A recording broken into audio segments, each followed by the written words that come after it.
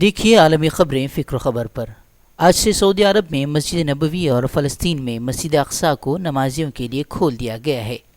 سعودی حکومت کی جانب سے لاک ڈاؤن میں نرمی کے بعد دیگر مساجد کی طرح مسجد نبوی کو بھی 2.5 ماہ بعد نماز کی ادائیگی کے لیے کھول دیا گیا۔ اس موقع پر نمازیوں کا جوش و خروش دیدنی تھا۔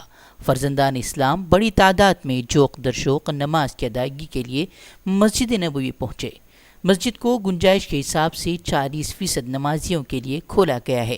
نماز کی ادائیگی کے وقت کورونا سے بچاؤ کے احتیاطی تدابیر کو ملحوظ خاطر رکھا گیا اور زیادہ تر نمازیوں نے ماسک پہنے ہوئے تھے اور جائے نماز ساتھ لیے ہوئے تھے، جبکہ صف بندی میں آپس میں متعین فاصلہ بھی رکھا گیا ہے۔ مسجد کے دروازوں پر نمازیوں کا درجہ حرارت معلوم کرنے کے لیے خودکار خصوصی تھرمل کیمرے نصب کیے گئے ہیں، جن پر طبی اہلکاروں کو بھی مامور کیا گیا ہے۔ وہیں 2.5 ماہ کی بندشوں کے بعد مسجد اقصیٰ کو بھی نمازیوں کے لیے کھول دیا گیا ہے، جس سے مسلمانوں میں کافی خوشی کا ماحول ہے۔ اب دنیا بھر کے مسلمان یہی دعا کر رہے ہیں کہ جلد ہی اس وبا کا خاتمہ ہو اور ہوائی خدمات بحال ہوں اور وہ مسجد نبوی میں حاضری دے سکیں۔ پاکستان میں طیارہ حادثے میں قریب 100 افراد کی ہلاکت کا اندوہناک حادثہ گزشتہ دنوں پیش آیا تھا۔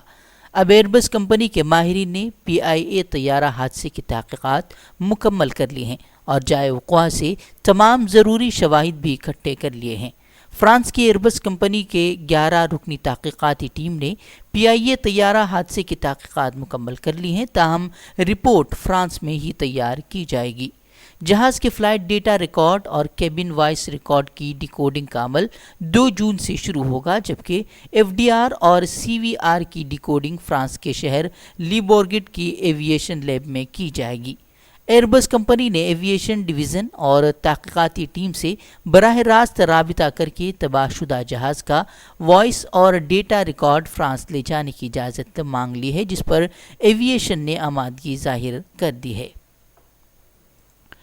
قابض صہیونی فوج نے مقبوضہ بیت المقدس میں ایک جسمانی معذور فلسطینی نوجوان کو گولیاں مار کر شہید کر دیا ہے۔ وہیں اسرائیلی فوج نے دعویٰ کیا ہے کہ ایک نوجوان نے اسرائیلی فوجیوں پر چاقو سے حملے کی کوشش کی تھی، جس پر اسے گولیاں مار کر شہید کیا گیا۔ تاہم بعد ازاں معلوم ہوا ہے کہ شہید ہونے والا فلسطینی ایک جسمانی معذور نوجوان تھا، جسے بغیر کسی جرم کے 6 مرتبہ گولیاں مار دی گئیں، جس سے وہ شہید ہو گیا۔ اور سب سے حیران کرنے والی بات یہ ہے کہ اس کی شہادت کے دوسرے روز ہی اس کے قاتل اور دہشت گرد پولیس اہلکار کو جیل سے رہا بھی کر دیا گیا ہے۔ فلسطینی اتھارٹی اور بہت سی انسانی حقوق کی تنظیموں نے اس شخص کے قتل کی مذمت کی ہے اور انہوں نے فلسطینیوں کے خلاف اسرائیلی جرائم، خاص طور پر غیر قانونی عدالتی قتل کی بین الاقوامی تحقیقات کا مطالبہ بھی کیا ہے۔ برطانیہ نے روسی طیاروں کی لیبیا منتقلی کے فیصلے پر تشویش کا اظہار کیا ہے۔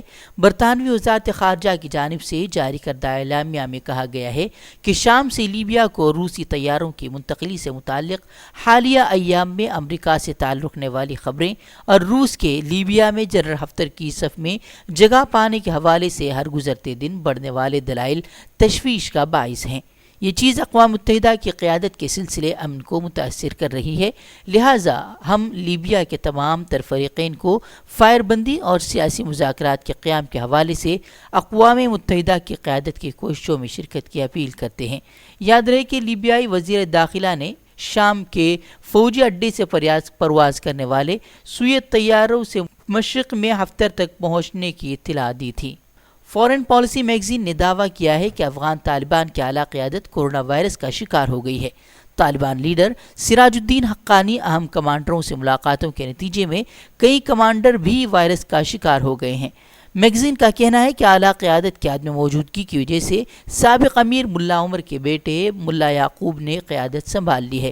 ملا یعقوب کی قیادت سنبھالنے کے بعد افغان دھڑوں میں تصادم کا خطرہ بھی پیدا ہو گیا ہے، جبکہ ترجمان افغان طالبان ذبیح اللہ مجاہد نے کہا ہے کہ افغان طالبان کی قیادت محفوظ ہے اور ان تمام خبروں کو انہوں نے مغربی پروپیگنڈا قرار دیا ہے۔ مزید خبروں کے لیے لاگ ان کریں فکروخبر.com۔